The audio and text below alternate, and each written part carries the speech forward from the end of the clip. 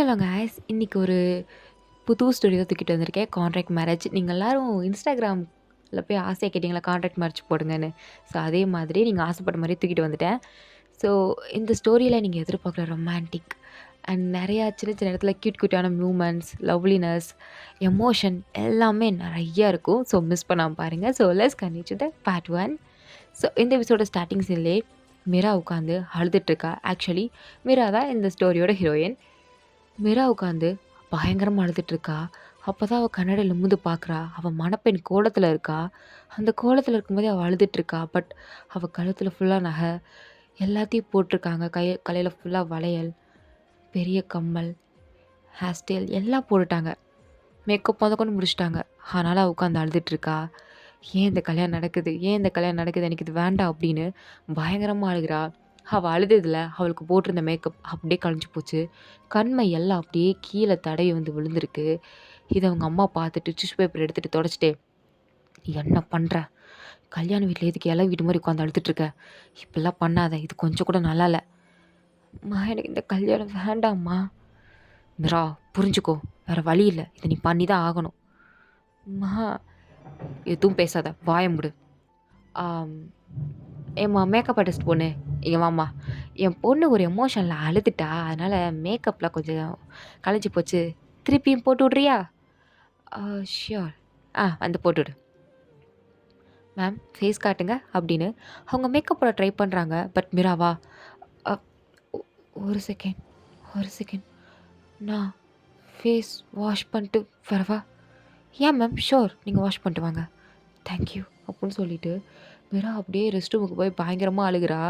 அப்படியே ஃபேஸெல்லாம் வாஷ் பண்ணிவிட்டு, நான் சைன் பண்ணியிருந்துருக்கக்கூடாது, ஒரு வேளை இதுக்கடுத்து எனக்கு எதாவது ஆயிடுச்சுன்னா நான் என்ன பண்ணுறது, கடவுளே என்னை நீ தான் காப்பாற்றணும் அப்படின்னு வெளியே வரா. அந்த மேக்கப் ஆர்டிஸ்ட்டும் மேக்கப் போட ஸ்டார்ட் பண்ணுறாங்க. ஸோ இப்போ தான் அவள் திங்க் பண்ணி பார்க்குறா 2 மாதத்துக்கு முன்னாடி என்ன நடந்துச்சு அப்படின்னு. ஸோ இப்படியே நம்ம கட் பண்ணிவிட்டு 2 மாதத்துக்கு முன்னாடி என்ன நடந்துச்சு அப்படிங்கிறத போய் பார்த்துட்டு வந்துடலாம். ஃப்ளாஷ்பேக் போய் பார்த்துட்டு வந்துடுவோம். ஸோ 2 மாதத்துக்கு முன்னாடி ஒரு பெரிய வீடு, பார்க்கவே பெரிய ஒரு பங்களா மாதிரி இருக்குது, வெள்ளை மாளிகை மாதிரி இருக்குது. அந்த வீட்டில் நம்ம அர்ஜுன் இருக்காப்புல. அர்ஜுன் தான் நம்ம ஸ்டோரியோட ஹீரோ. ஸோ அவர் அவங்க அப்பாட்ட பேசிகிட்டு இருக்காரு. அவங்க அப்பாவா, இவ்வளோ பெரிய வீடு இருந்தால் என்ன பிரயோஜனம், இவ்வளோ பெரிய பிஸ்னஸ் சாம்ராஜ்யத்தை நான் உருவாக்கியிருக்கேன், யாருக்காண்டி, உனக்காண்டி தானே, என்னோடய ஒரே வாரிசு நீ மட்டும்தானே அர்ஜுன், ஆனால் நீ கல்யாணம் பண்ண மாட்டேன், இது பண்ண மாட்டேன்னு சொல்லிகிட்டு இருக்க.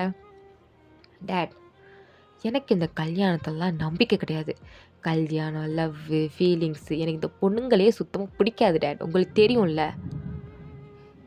ஏன் அர்ஜுன், ஏன்னா அம்மா உங்களை விட்டுட்டு ஓடிட்டு போயிட்டாங்கல்ல. அர்ஜுன், என்ன டேட், நீங்களும் அம்மா தான் லவ் பண்ணி மேரேஜ் பண்ணிக்கிட்டீங்க, பட் வேறு ஒருத்தனுக்காண்டி அம்மா உங்களை விட்டுட்டு போகல. பட் நான் மேலே வச்ச லவ் ட்ரூ அர்ஜுன். போங்க டேட், எனக்கு இந்த கல்யாணம், காதல், ஒய்ஃபு, லவ்வு, சீ இதெல்லாம் அலர்ஜி, எனக்கு வேணாம். இங்கே பார், லவ்வுங்கிறது ஒரு நெசசரி, அது உனக்கு தேவை தான். அது இருந்தால் தான் நீ பொறுப்பான பையனாக மாறுவ. கல்யாணம் பண்ணால் தான் உன்னால் எல்லாத்தையும் மேனேஜ் பண்ண முடியும். வாய் டேட், பண்ணாமலே, ஏன் கல்யாணம் பண்ணாமல், லவ் பண்ணாமல், ஃபீலிங்ஸ் இல்லாமலே உங்கள் பிஸ்னஸில் இந்தளவுக்கு டாப்புக்கு கொண்டு வரலையா? ஏன் கல்யாணம் பண்ணிக்கணும்னு நினைக்கிறீங்க? லிசன் அர்ஜுன், இது என்னோட முடிவு கிடையாது, உன் தாத்தா எடுத்த முடிவு. உன் தாத்தா அவருக்கும் அவரோட ஃப்ரெண்டோட பையனோட பொண்ணுக்கு தான் கல்யாணம் பண்ணி வைக்கணும்னு என்றைக்கோ முடிவு எடுத்துகிட்டு போயிட்டார். அதை என்கிட்ட சொல்லவும் செஞ்சார். இன்ஃபேக்ட் அவர் சொன்ன கடைசி ஆசை இதுதான். நான் என் அப்பாக்காண்டி இதை நிறைவேற்றணும்னு நினைக்கிறேன். அதே மாதிரி நீ உன் அப்பாக்காண்டி இதை நிறைவேற்று, ஓகேவா? That's it, okay? நீ அவளை தான் கல்யாணம் பண்ணிக்கிற, Mira is your wife, matter close அப்படின்ட்டு அவங்க அப்பா எழுந்து போயிட்டாரு. அர்ஜுனுக்கா கடுப்பாகுது.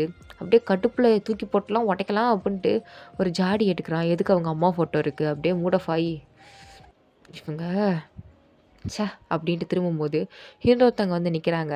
ஸோ இவங்க பேர் வந்து நான்சி. யாருன்னா அர்ஜுனுக்கு ஸ்டெப் மாம், அதாவது அர்ஜுனோட அப்பாவோட 2வது ஒய்ஃப். ஸோ அவங்க வந்து நின்னதோ, ஹாய் மிஸ் நான்சி. ஏன் அர்ஜுன், நீ என் அம்மாலாம் கூப்பிட மாட்டியா? ஏன் மிஸ் நான்சினே கூப்பிட்டுட்ருக்க? அதானே உங்கள் பேர், அப்படி தான் கூட முடியும். எனக்கு அம்மாலாம் யாரும் கிடையாது, எனக்கு அப்பா மட்டும்தான், ஓகே? அப்படின்னு சொல்லிட்டு அங்கேருந்து அவன் பாட்டி கிளம்பி போயிட்டான். நான்சி பார்க்குறாங்க, இவன் இன்னும் மாறவே இல்லை, கல்யாணம் பண்ணால் தான் திருந்துவான் போல அப்படின்னு பார்த்துட்ருக்காங்க.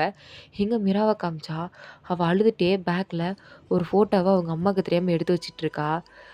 நான் உண்மையான காதல்னு நினச்சேன், ஆனால் இந்த காதல் எனக்கு கொடுத்த பரிசு இதுதானா, ஏன் அவன் இப்படி பண்ணுறான் அப்படின்னு மிரா எதையோ நினச்சி அழுதுட்டு இருக்கும்போது அவங்க அம்மா ஒரு பக்கம் அழுதுகிட்டே மிராவோட முடியை பிடிச்சி இழுத்து, இங்கே பாரு, நீ பண்ணி வச்ச வேலைக்கு வேறு வழியே இல்லை, பேசாமல் அந்த அர்ஜுன் தம்பி கல்யாணம் பண்ணிக்கோ, உன் லைஃப் நிச்சயமாக நல்லா இருக்கும், எனக்கு காசு ஒன்றும் வேண்டாம், நான் காசுக்காண்டி சொல்லலை மிரா, நீ அவனை கல்யாணம் பண்ணிக்கிட்டா தான் சேஃபாக இருப்ப, நீ நல்லா இருக்கணும், நான் நல்லா இருக்கணும், நம்மள நிம்மதியாக இருக்க வேணாம்மா, அதுக்கு நீ அர்ஜுன் தம்பியை கல்யாணம் பண்ணி தான் ஆகணும், வேறு வழி இல்லை.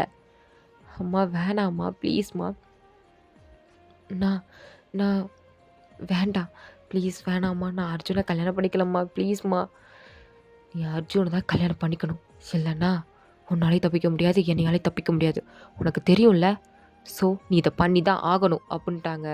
ஸோ மிரா அப்படியே பயங்கரமாக அழுகிறா. ஸோ அப்போ அண்ணன் நம்பர்லேருந்து மிராக்கு ஒரு கால் வருது. அவளை அட்டன் பண்ணி அழுதுகிட்டே ஹலோ அப்படின்னு சொல்கிறா. Hello, evening 5 o'clock coffee shop வந்துடு. ஹலோ, யார் நீங்கள், கால் பண்ணீங்க, காஃபி ஷாப் வாங்கிங்க, ஹூ ஆர் யூ, உங்களுக்கு மேனேஜர்னு ஒன்று இருக்கா இல்லையா, கால் பண்ணால் யாருன்னு ஃபஸ்ட் சொல்லணும். ஓ அப்படியா, சாரி, நான் அர்ஜுன் பிரகாஷ் பேசுகிறேன். அர்ஜுன் பிரகாஷா, யார் அது அப்படின்றா. ஆக்சுவலி அவன் மறந்துட்டா போல் தன்னோட ஃபியான்சி அப்படிங்கிறத. அவனும் இன்னும் 2 monthஸில் உனக்கு எனக்கும் கல்யாணம் ஆக போகுது, ஞாபகம் இருக்கா இல்லையா, இல்லை அதுவும் மறந்து போச்சா. ஓ ஓ அர்ஜுன், யா அர்ஜுன், புரிஞ்சதில்ல, வந்துரு அப்படின்னு கால் கட் பண்ணிட்டான். இவளுக்கா, இவன் என்ன இவ்வளோ ரூடாக பேசுகிறான், இவ்வளோ ரூடாக பேசுகிறவனே நான் கல்யாணம் பண்ணிக்கணும் அப்படின்னு அவள் ஒரு பக்கம் தலையில் அடிச்சிட்ருக்கா. பட் அவளுக்கு ஒரு வழி இல்லை. ஸோ அவன் சொன்ன மாதிரியே 5 o'clock அவள் காஃபி ஷாப் வரா. ஸோ அர்ஜுன் வந்து ஒரு டிஃப்ரெண்ட்டாக பார்க்குறான் இவளை. பிகாஸ் அங்கே இருக்க எல்லா பொண்ணுங்களுமே ஒரு மாதிரி சின்னதாக ட்ரெஸ் போட்டுக்கிட்டு நல்லா மேக்கப் போட்டுக்கிட்டு ஒரு மாதிரி வலிஞ்சு போய் இவனை பார்த்துட்ருக்காங்க. ஒரு மாதிரி கிளாமராக வேறு இருக்காளுங்க, இவனையே பார்த்து வலிஞ்சிட்ருக்காங்க. பிகாஸ் இவன் பார்க்க பணக்கார மாதிரி இருக்கான், அதுவும் ஹேண்ட்ஸமாக வேறு இருக்கான் பையன். ஸோ அதனால் வலிஞ்சிட்ருக்காளுங்க. ஆனால் அவளாக வந்ததும் அர்ஜுனை பார்க்குறா. பார்த்துட்டு அவள் பாட்டுக்கு தலையை குடிச்சிட்டு அவள் பாட்டுக்கு உட்காந்துருக்கா. வந்து ஹலோ ஹாய் எதுவுமே சொல்ல, அவனை மயக்கிற மாதிரி அவள் ட்ரெஸ் பண்ணல, நார்மலாக ஒரு ஆர்டினரி கேர்ள் எப்படி இருப்பாளோ அந்த மாதிரி இருக்கா. அர்ஜுனுக்கு இந்த இது லைட்டாக பிடிச்சிருக்கு. பிகாஸ் தனக்காண்டி எதுவும் பண்ணாமல் அவளாக இருக்காளே அப்படின்னு ஒரு மாதிரி அவளை பார்த்துட்ருக்கான். அவளும் என்ன வர சொல்லிட்டு உட்காந்துருக்கான் அப்படின்னு ஒரு மாதிரி அவனை நிமிந்து பார்க்கும்போது அவனும், என்ன வந்தது ஒரு ஹாய் கூட சொல்ல மாட்டிங்களா, இப்படி உட்காந்துருக்கீங்க.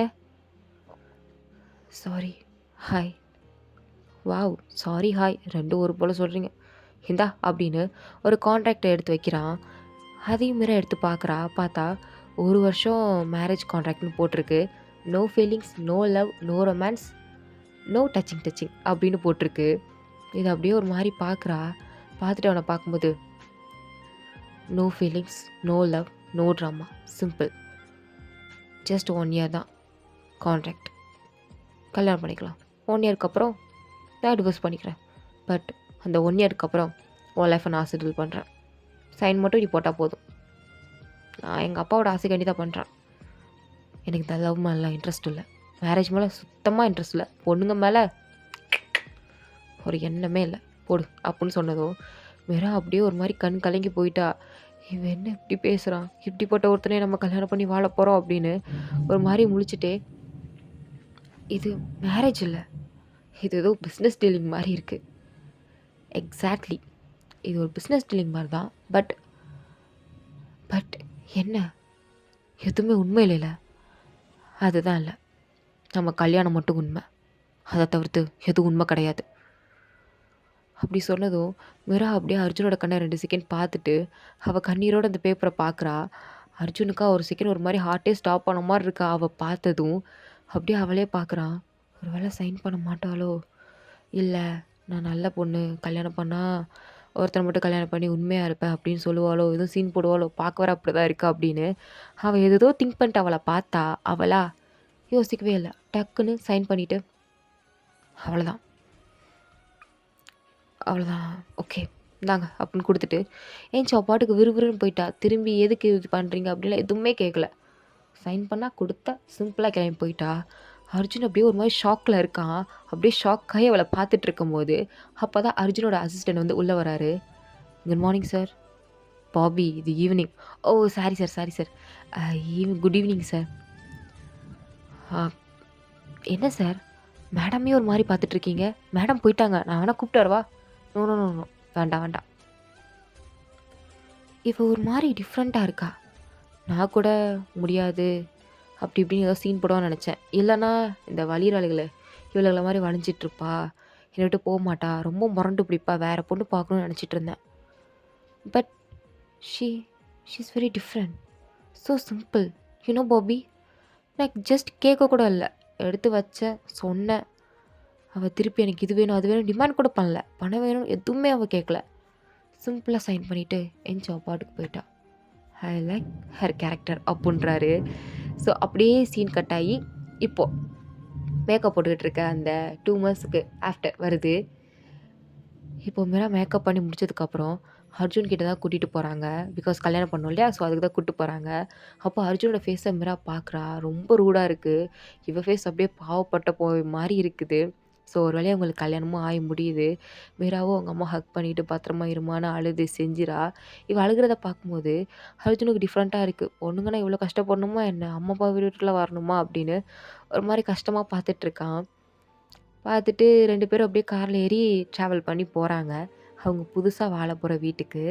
ஸோ இதோட இந்த பார்ட் வந்து கம்ப்ளீட் ஆகுது. தேங்க் ஃபார் வாட்சிங் மை வீடியோ. வீடியோ புடிச்சிருந்தா லைக் பண்ணுங்க. ப்ளீஸ் மறந்துடாம சப்ஸ்கிரைப் பண்ணுங்க. Okay tata bye. See you later. Next எபிசோடுக்கு வெயிட் பண்ணுங்க.